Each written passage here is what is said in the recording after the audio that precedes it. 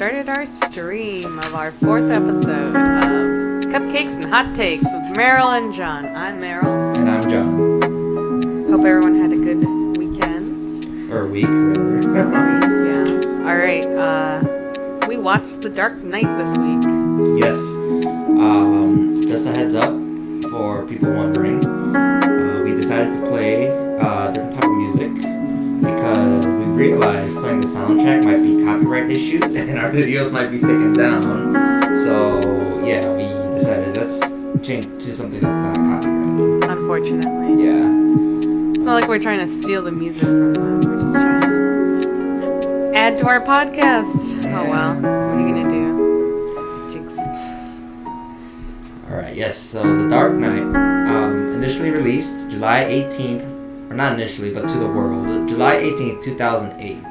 Had a budget of $185 million, and it grossed over $1 billion worldwide. Incredible. Yeah, so that's pretty nice.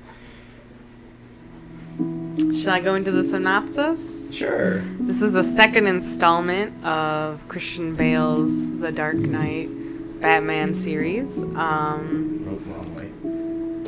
We join Batman as he starts his battle with the Joker. And also just overall Gotham as a whole. There's a lot of other overarching storylines. This is Katya, our gray cat. With Two-Face and other people, but yeah, that's the main villain. The Joker. Yes. It's hard to talk about the plot because there's so much happening. Yeah, I mean, it's a Batman movie, and the Joker is the main villain. Yeah, that's all really, you really need to know. Yeah. Her tail's going back and forth. Oh. Ignore her. Get your butt out of the shot. Oh, here comes the other one. Can you see her butt right here? Only cats here. Only fans, but only cats. Alright, so, with that said, what are your initial thoughts? I'm gonna give it a 9.2 cupcakes. 9.2 cupcakes. Alright, very solid score. Not too bad. Yeah, I'm gonna give this a 9.4 cupcakes. I thought you said 9.5 yesterday. I did, but, just thinking about it more, I'll bring it down to 9.4. Yeah, because what did we Which say? is still a solid A. What do we say for Shawshank? 9.5 each? Or 9.5? I think we have, 9.5 each. Okay. Yeah, I do love this movie. Arguably, there's only 2 or 3 movies in the last 14 years that I would give a solid A grading, and this is one of them. So, anyone who knows John knows that he complains about the state of modern media. yeah, movies today, just pitiful. So this is a glowing recommendation if you actually like something from recent days. Yes, and speaking of The Dark Knight, which was released in 2008. Sorry, I forgot to bring this up earlier. Fun coincidence, The Dark Knight released in 2008. Obama was elected in 2008, right?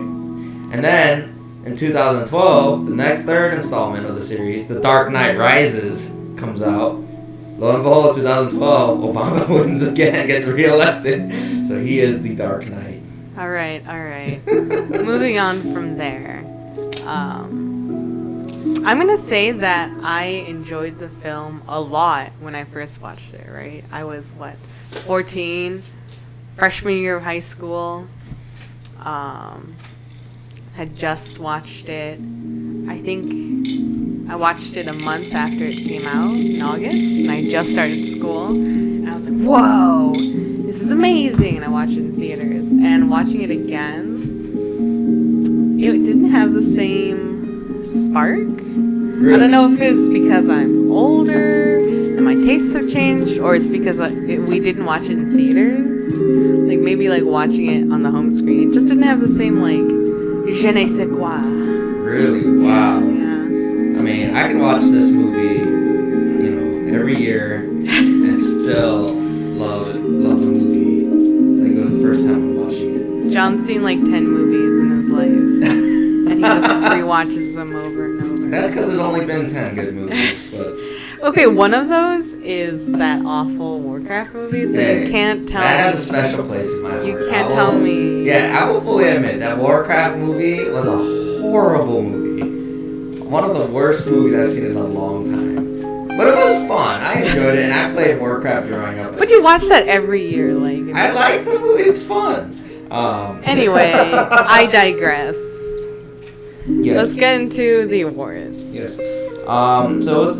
The 81st Academy Awards, which was in February 2009, was nominated for 8 awards, but only won 2. So one of the awards it won was Best Supporting Actor, which was won by Heath Ledger. Fun trivia: only 16 Oscars have been given out Humously. Sorry. And Heath Ledger has been the last one in 2008. Well, 2009, technically. So there hasn't been an Oscar given to someone who has passed away since then. Well, as everyone knows, hopefully in the stream, Heath Ledger died, in January, I believe, 2008? Which really... You mean of 2009? No, of 2008. It was before the film. Oh, you're right. It had to come out, yeah. And which really added to, like, the intrigue of the film, I think. Because there's all these people that were like, did he die because he delved too deep into the darkness of the Joker? Like, oh my god, those people are ridiculous. He had insomnia, and he had a cold and like a mix of the medications, and I'm sure he had some kind of opioid addiction as well. It's a sad story, but we don't need to like mythologize. It's a shame because a lot of people were very upset when Heath Ledger was first casted as the Joker. Were they? I don't recall. Yeah, a lot of people were like, "Oh my God, why Heath Ledger? He's not a good fit." Yada yada. That's because he'd never done anything so dark before. Exactly, and so there was a lot of hesitation about the Joker being Heath Ledger. I say good for him. He was definitely doing roles that challenged him, and he was doing a lot of different roles. Yeah, and he was flawless. His acting in the movie was impeccable. Deserved the Best Supporting Actor, definitely. Hold on, who were the other people that were up against him? I did not write that down in my notes, so I have no idea. That's all right.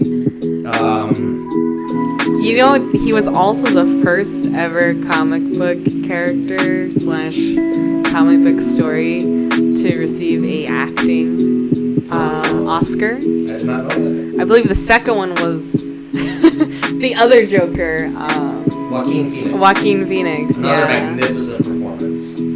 Oscars just love their Jokers, I guess. Sorry, Jared Leto. We don't talk about Jared Leto. Alright, let's see. It also won for Best Sound Editing, which sound editing was really good. It was good. Now let's go into the things that it was nominated for. Would you like to? Yeah, so it was nominated for Best Sound Mixing, and it lost to Slumdog Millionaire.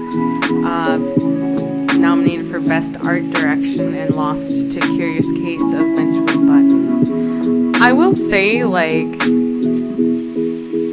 Curious Case of Benjamin Button had a aesthetic that was a lot more prevalent. I wouldn't say better, but much more pervasive throughout the film. So I guess that's why it won. I personally think Curious Case of Benjamin Button was forgettable as a movie. I didn't even make it through the movie. Really? I saw halfway through it, and I was like, I'm bored.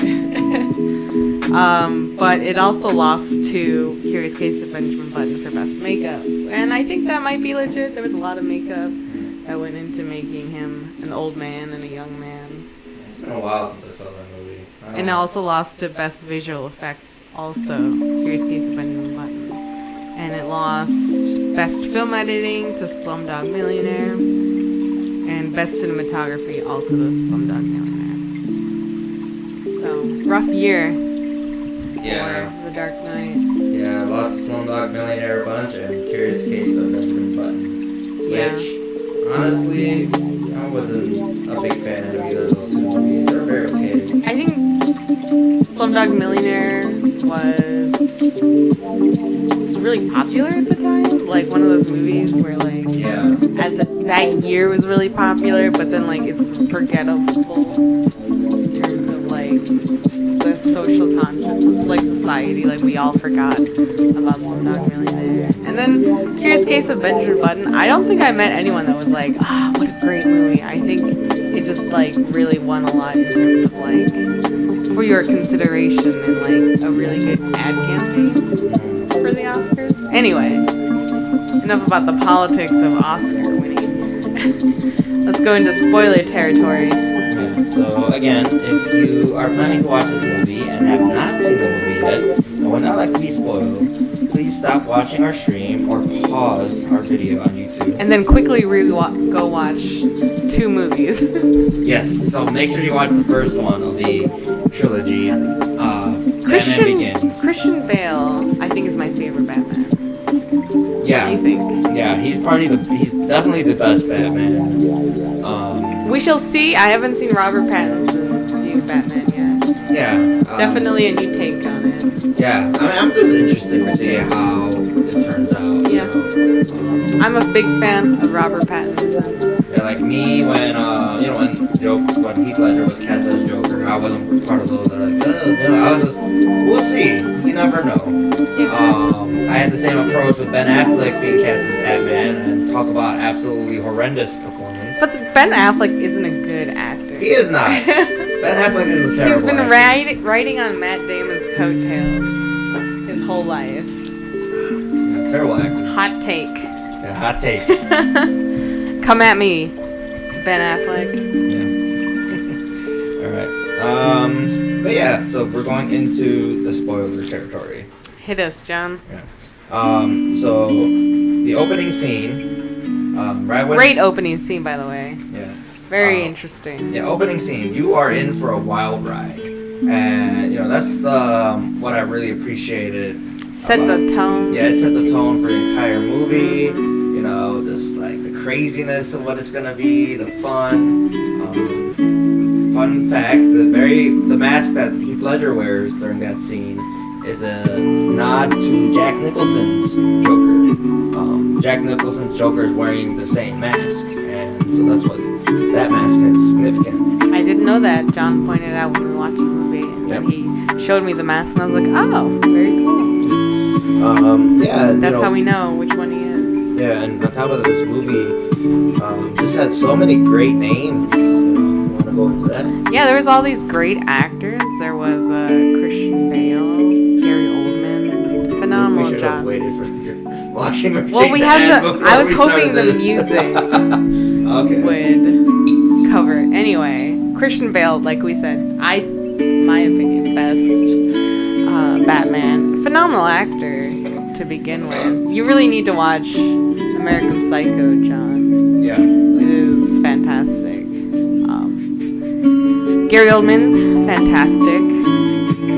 Christopher Nolan was a really good choice for director. I think a lot of people would have been overwhelmed with the scope of the film, and he really had like a good through line. He knew exactly what he wanted.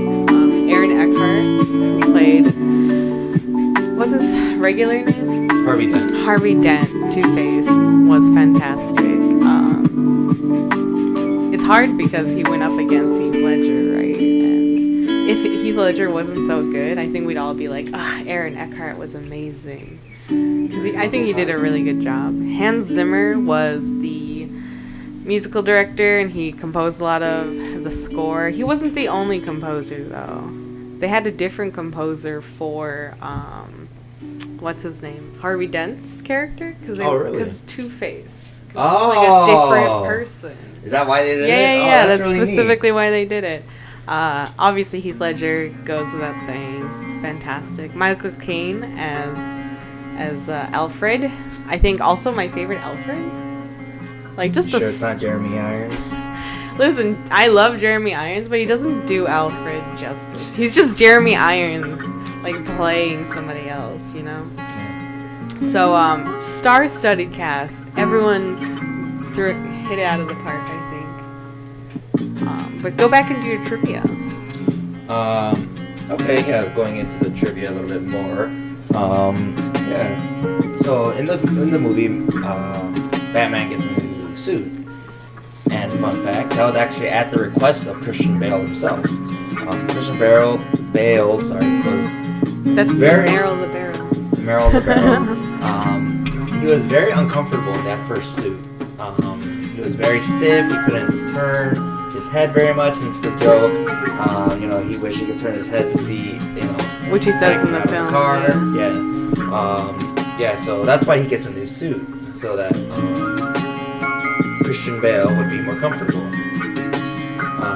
I like that they incorporated that into the plot.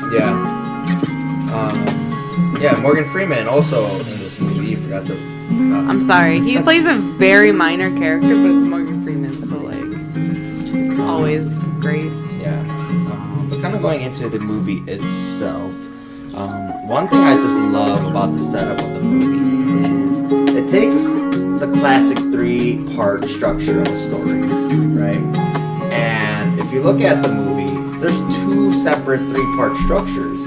Right, we have the beginning of the movie, right, the first half where, the Joker is introduced, Joker's running around murdering people to try to find out who the Batman is, and then Joker gets caught, right, hey, hooray, you got the 3-part story. And then they, throw it on its head and give you a whole other 3-part story, right? We got, Joker escapes from jail, and Rachel and Dan are caught, and, Rachel dies, we got Two-Face running around killing people, and the Joker gets caught again at the end. And realistically, this movie could have been 2 parts, 2 separate movies,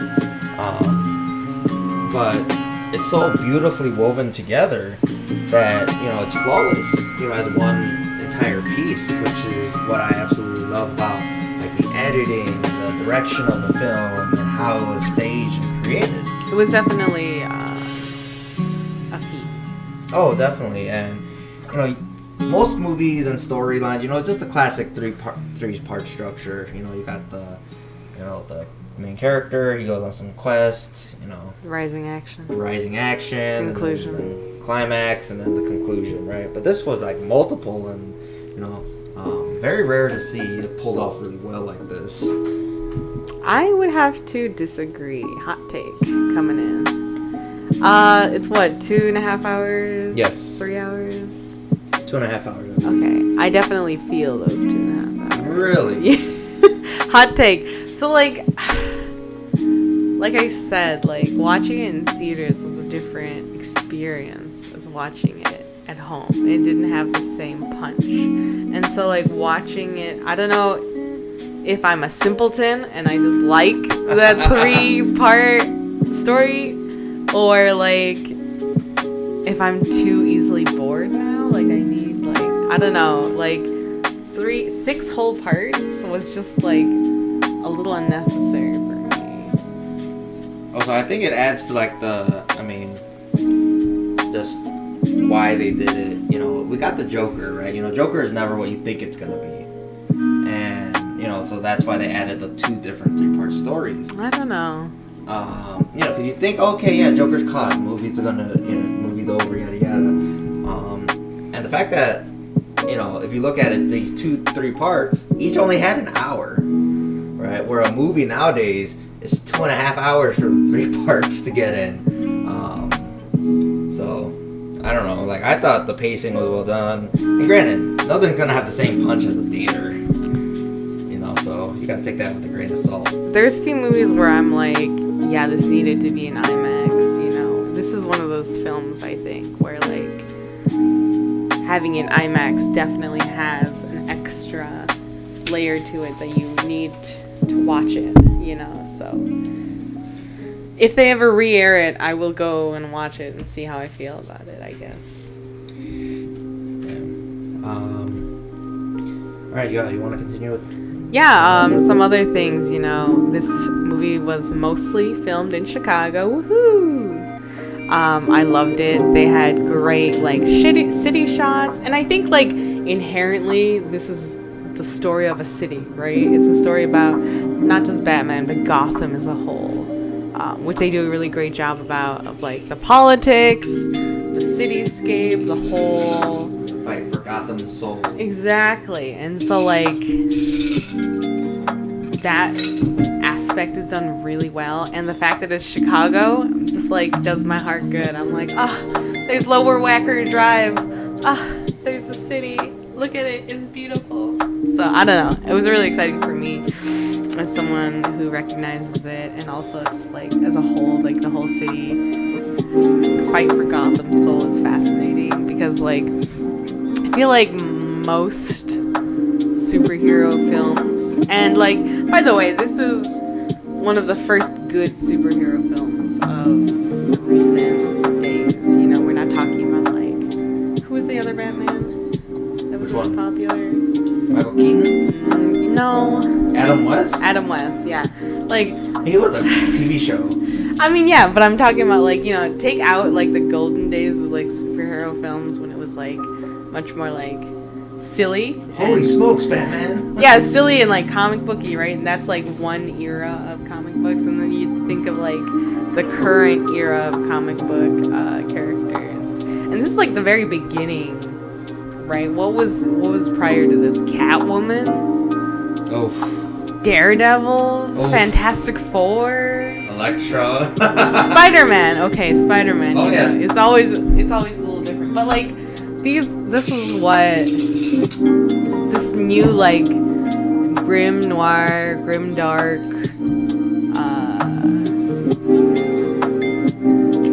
I guess theme or like era generation of superheroes. This is one of the first good ones.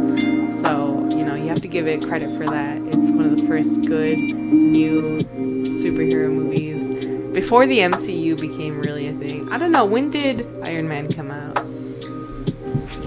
You know what? Let's look that up right Was it 08? Was it 09? It's pretty close, if I recall.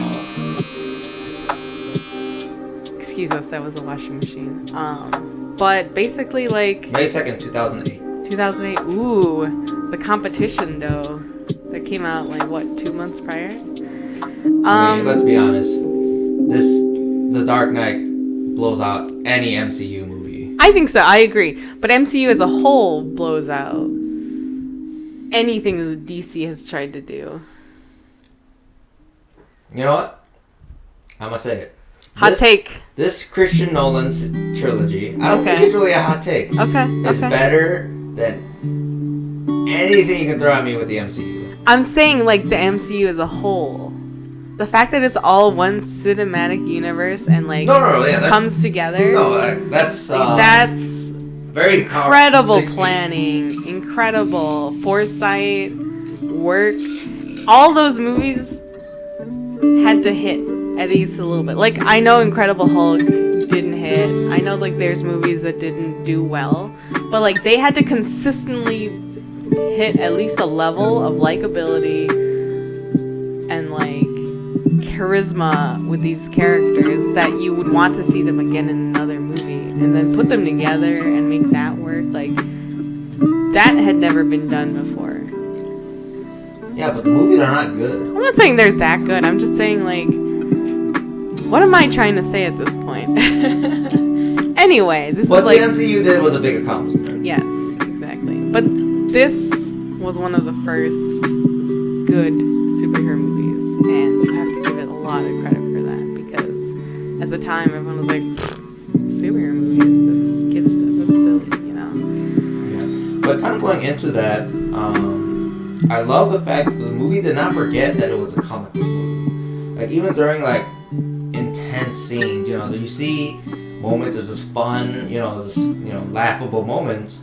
You know, for example, when Batman is chasing down the Joker in the giant truck, you know, there's a couple of scenes right in there. You know, there's that guy picking his teeth in the car mirror and it breaks off when Batman motorcycle rides past, or you know, like the two kids in the car that are like pretending to shoot, and then like the actual explosion is caused by Batman, which I really appreciated. You know, it didn't forget that it was a comic book movie, and comic books will always have that, you know, just that fun, you know, comical nature to them. You know, and in any series, you know, there's like they're in the newest, or in the Injustice series, Black Canary has a baby, and Harley Quinn comes to visit her in the hospital, and her baby gift to her is a muzzle. And, you know, Black Canary's like, I'm not going to put this on my kid. And then Harley Quinn reminds her, don't forget who the mother is. And the Canary's like, okay, give me the muzzle. Because, you know, she has her mom's screaming powers, you know. But yeah, even like Injustice, like dark, serious Superman the Tyrant series, you gotta have that fun, laughable moments in there. So that's something I really appreciate. The movie did that really well done. It wasn't just overly thrown in there, just constantly trying to make you laugh, just, you know, overworked. Which I feel overly dark. A lot of movies do nowadays. Man of Steel is way too serious. Yeah. Because they really like worked really hard on making like a Christian parable, like a Jesus motif, and like they made it really serious and way too long. So that was weird. Yeah.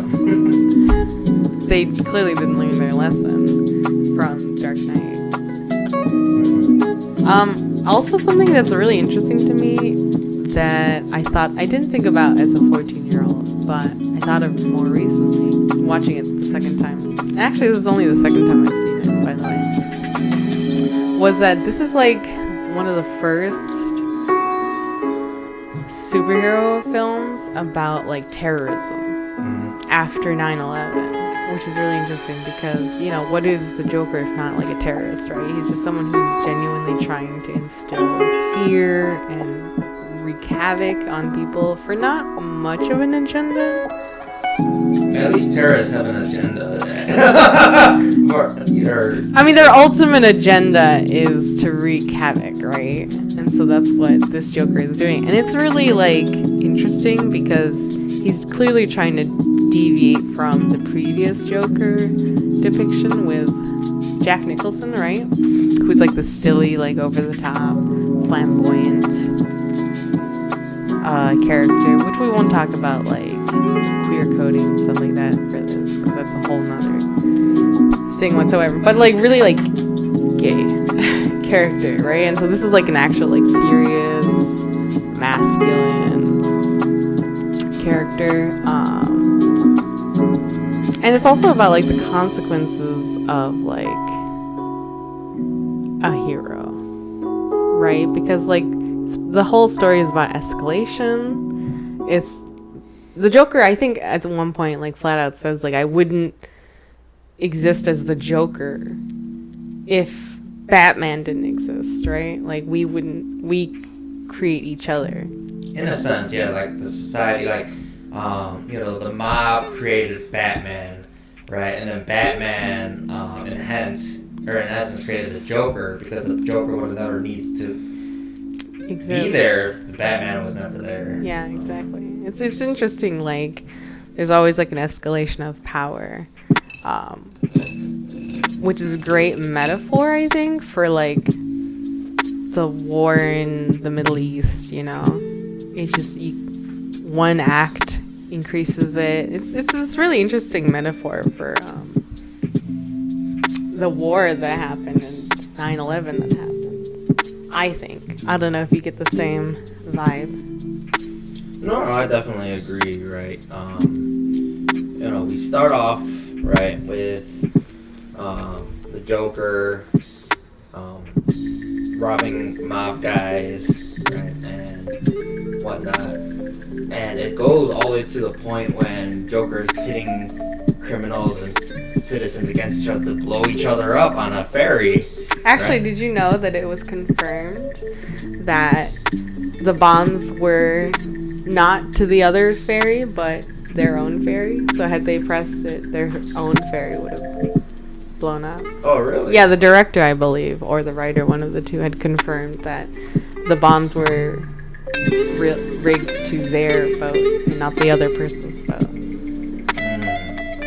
Interesting. I don't really. I mean, it's like, oh, okay. It's like a punishment, right? It's like, oh, you thought you were better than the other people, and then actually, and also it's the whole chaos of the Joker kind of thing. Honestly, I just thought it was interesting. Honestly, I like it better before I knew that. Yeah? Yeah, you know, that idea that Joker's trying to award the crazy people and like the madness. Oh, sorry for shaking the table. They get to live because they're willing to go crazy and kill the other people. I don't know. That's just a personal opinion of mine. I don't think the Joker rewards chaos, though. You know what I mean? I don't think he lives to instill chaos. He lives to create chaos, but I don't think he wants people to go out and create more chaos. I don't think he's rewarding that behavior. I don't know. My opinion. All right. Anyway. But yeah, I agree though. Yeah, there's that idea of escalation. Things keep getting worse and worse and worse. Which is such an interesting concept because I don't think other superhero movies do that. Yeah, and on top of that, this movie does it well. Mm-hmm. This idea of escalation, things getting worse and worse. Mm-hmm. Excuse me, so many times you see in movies, things are just getting worse and it's just absolutely ridiculous. They jump from like 0 to 100 in an instant. Like I said, the consequences of being a hero, you know what I mean? Instead of what it means to be a hero, like, with great power comes great responsibility, classic Spider-Man quote. This one is like, what happens after the hero saves the day? What? It doesn't sound very cliche. What is an actual hero? Like at the end when Batman takes blame for all of the murders that Two-Face did. So that they can have their white knight. So they can have their white knight. Yeah. Our battery's dying. I will run and grab the charger. You keep going. You can never see that happening in like a Superman movie or like Captain America. They ain't never gonna do that. Not that they're not good people, but that's just not who they are. As heroes, they would always want to tell, make sure the truth is told, that the thing will work out in the end, type thing. The only, I think, parallel is like where they even got close to that was they did Captain America versus Civil War. Civil War, because it was like, what should a hero do? Should a hero rebel against the government? Like that was more the idea of, this fake idea of what patriotism is and what true patriotism is. No, I mean, it's not the same thing. I'm just saying, like, I think the only other film that I could think of as a superhero film, even close to that, is Civil War. Yeah. And I think it's a much more interesting look into heroes. Yeah. And we really see the aftermath of it all in the next movie, which will be our next episode. Yeah, I know we said 12 Angry Men we were gonna do, but we decided while we're watching The Dark Knight, we may as well finish it out with Dark Knight Rises. Yeah, Dark Knight Rises is on the list, so we figured, why are we gonna put that off? Might as well watch it next. So, let's move on. Something else I really liked about the movie is just the pacing of the movie. I know you talked about how it might have been too long, but I thought the pacing was really done. Again, like the whole structure of the 3 and 2. But on top of that, like even like the more slower scenes, I thought the score was really well thought out and planned to help keep it moving, keep it going. Like the bullet analysis scene, right? Bruce Wayne is trying to recreate the bullet to get a thumbprint. They had like this intense music playing and going. If that music wasn't there, that would have been a boring scene. One other quick thing that I want to talk about with like the whole 9/11 terrorism metaphor is like it's clear that that's what it means. I definitely got that when they were talking about the cell phone thing. Like tracking, Big Brother. What is the Patriotism Act where everyone is listening to you and stuff like that? Like, I really got that sense. Just leave him be. Keeps ringing the bell. I know. Sorry, our dog has a little bell he rings if he wants to go outside. But every time I get near the door to open it, he just walks away. I mean, he just wants to go out the front. bitch. Sorry. What were you saying? Oh, I was just saying another thing that like really makes me think of 9/11 Oh, right. terrorism was the Big Brother's watching over. What's the word I'm looking for? The Patriot Act. Everybody. Yeah, just watching. Yeah. But yeah, we don't want to dive into that. Anyway. That rabbit hole too much. Go on. Yeah, but there's some things that I wasn't a big fan of with the movie. Hot takes. Let's go. Like the fighting choreography. Yeah, it's pretty lame. It's not as only like lame because MCU does it better. Yeah, MCU does do that better. But I hate it when there's like fighting choreography and like some of the actors, like the stunt people, they're a lot better at it. So they'll like get in position and like freeze for a second and just wait for the main character to come up to them and just hit them. Right. On top of that, was this very boring fighting style. Yeah, definitely. I believe Batman is supposed to like be a master of like 130 some different martial arts. Yeah, he's supposed to be amazing. But you really only just see him kind of like doing the boxing style. I will say the physical stuff is a lot better in the third film. Yeah. With Bane, the fight with Bane is actually pretty decent. But maybe I'm misremembering. We'll see. No, you're right. It is better. But yeah, again, you really just see Batman the boxer in all three of the films than anything. Yeah, but yeah, it looked very scripted, very stiff, like I said. There's like those scenes of like, yeah, the stuntman's like right in he'll wait there for like half a second waiting for Christian Bale to get to him. So that could have been a lot more smooth. Yeah. Something else, this is really minor, and I seem to be the only person that thought this when I first saw the movie. At the end, Harvey Dent is flipping a coin to see who gets shot. And when he gets to Batman, he flips the coin, lands in his hand, and it's supposed to be like the tails or like the fail, and he shoots Batman, right? But when I first saw that coin, I didn't really notice a difference. I wish they did a better job of making it look damaged and black. So I was really confused. I thought, like, did he just want to shoot Batman? But he said it's tails, like, I don't know. No, he just flips a coin, catches it, then bam! Right? Doesn't he say tails? No. And he just shoots him. And like I said, the very first time I saw it, I was really confused. But, like, when I saw it the second time, I, like, really looked at the coin, and I noticed, okay, that is the black inside, okay? Because earlier in the movie, you see it, and it clearly is, like, black and silver. Right? Maybe it was just the lighting, because it was nighttime, but it just looked like the silver part of the coin just a little dirty, right? So I was just confused. Well, if we're talking about things that we have issues with, yeah.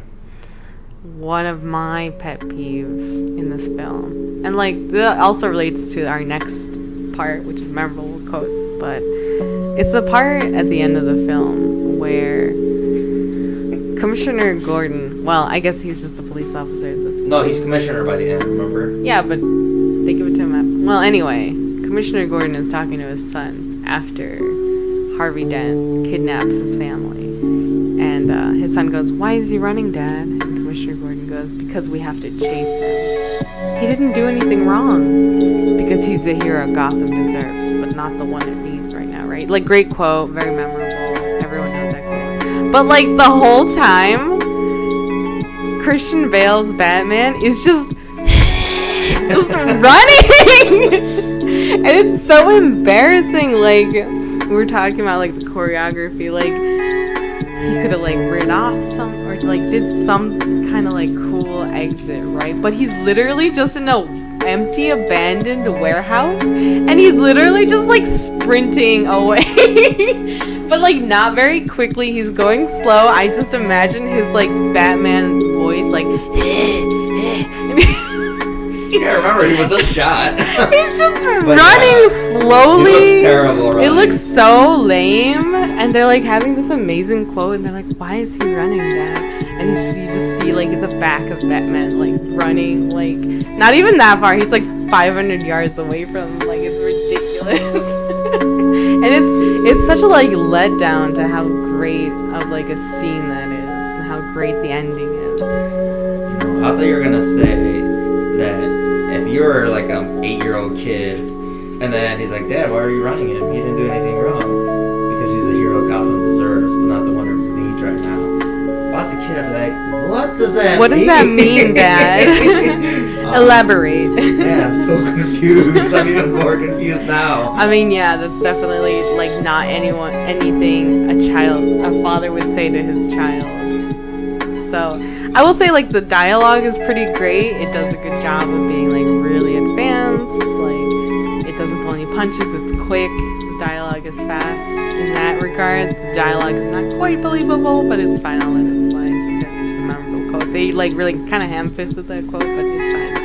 The only other thing that I have qualms with is sometimes Aaron Eckhart and, I'm going to say it, hot take, Heath Ledger overact just a bit. And I know that he's the Joker, and I know that he's supposed to be like really extra, but I don't know, it's just a little bit too much of the overacting for me. Yeah, especially when he's Two-Face. Yeah, when he's Two-Face, he like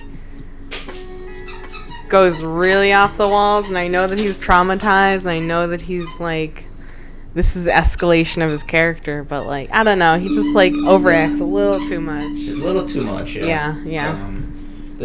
Heath Ledger, I'm willing to give a pass because he is the Joker. The Joker is like a larger-than-life character. Yeah.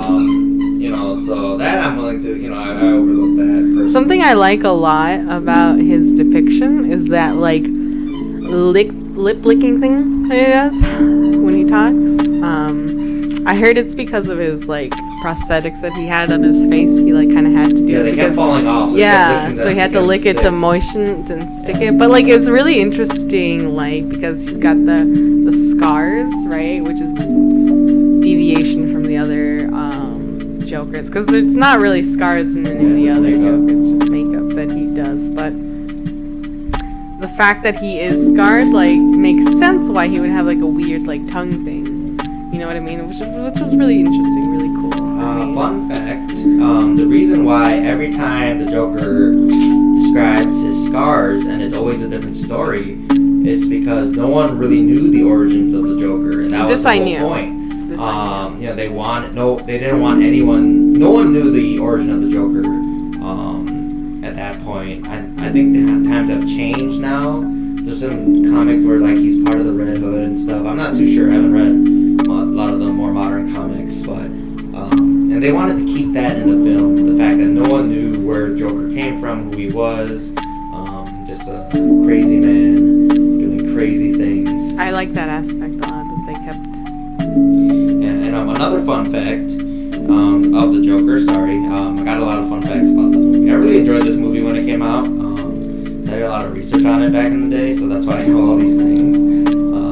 In the hospital blowing up scene, the hospital is supposed to explode and the Joker's walking the right way. Detonator, or the bomb, takes a minute, it lags for a second, right? And he's like clicking. Joker clicking it, he's like, doesn't know what to do, he's like, throws his hands up in the air. That was all improv. The bomb delay was not supposed to happen. There was a delay in the fuse that was completely unplanned, and Heath Ledger stayed in character and did a really good job.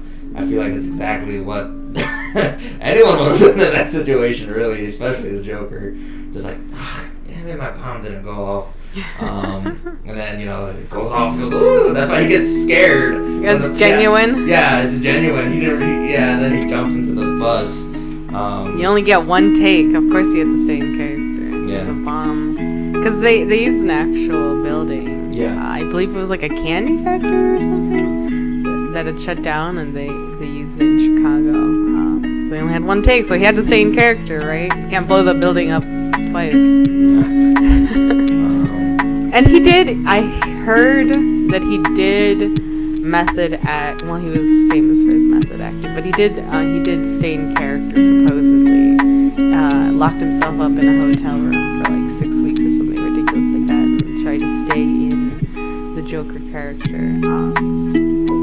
I have a hot take. I'm generally not a fan of method acting. I think it's a little silly.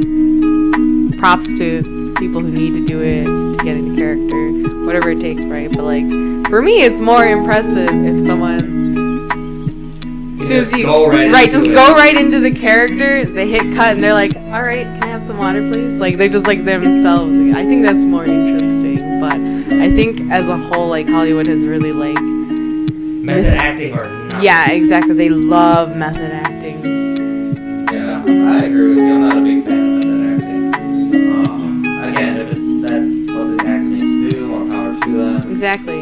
Do what you need to do, but I don't think if you're better because you method act. Like, I saw this joke one time. It's like, I don't know if I'm laying next to my wife for the last year and a half, or if it's a scary old man method acting for his next role. Gary Oldman is also in this movie. Great method actor. Great method actor. But yeah, I guess we really just want to close off this podcast with some of the most memorable quotes in the movie. One great thing about this movie, it had a lot of quotes. I had to hold back from putting all the quotes that I wanted to put. So. Yeah, agreed. You want to start them off? All right, one of the most famous ones. I still hear it today. You either die a hero or live long enough to see yourself become the villain. Yeah. There was a joke going around that any actor who played a superhero when they're younger ended up playing a villain character in a movie later on in life. Example is Michael Keaton, who played Batman, right? In the older movies in the 70s or 80s? 80s, I think, right? Or in the 90s? Anyway. He's the one not with Arnold Schwarzenegger, right? I think it was the one with Arnold Schwarzenegger. Oh, then it's gotta be 80s and 90s. And he was the Vulture in Homecoming. He was, that's right. And there's actually a bunch of different actors that did this, so there was a little running gag about. It's funny, I like that. But hit us with the next one. If you're good at something, never do it for free. Very iconic quote. Joker does say that. With the gangsters, right? Yep. Yeah, when he offers to kill Batman. They're like, why don't you just kill the Batman? Why do you need us to tell you to do it? And it's like, good at something, never do it for free. Which is a very, very good quote. People can use that in anything they do, really. So, a lot of artists like to use that quote. So, pay your artists, people. That's right, and pay them fair wages. Yes, pay your creative people. Say the next one. That's a good one. Ooh. Some men just want to watch the world burn. Alfred says that? Yeah, Alfred says that to Batman when he's talking about the type of person that the Joker probably is. It's a great quote. Everyone remembers that one. Mm-hmm. And yeah, it just really goes to show just the craziness and the evilness of some people in the world. I think people are genuinely good and all, but I think there's some people that just want to watch the world burn as well. I agree. Yeah. And last quote, it's not about the money, it's about sending a message. Joker. Another Joker quote. Now that's really interesting, because with that quote, I really like that quote in this specific movie, said specifically by the Joker, because that's a very mob thing to say, right? It's like,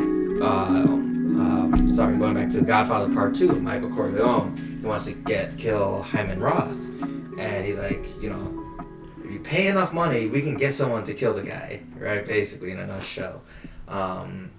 And the whole point of the thing was Joker was burning the money that he got from the mobsters, and the mobsters were losing all their power to the Joker, and in a weird sense, Joker takes over as like the new mob boss in the town, and he's like, tell your people they work for me now, so it's just like that really turning on its head type thing, but at least that's what I like to think of as the quote. Granted, I don't know if that's what they were going for, but that's the vibe I got, which I really liked.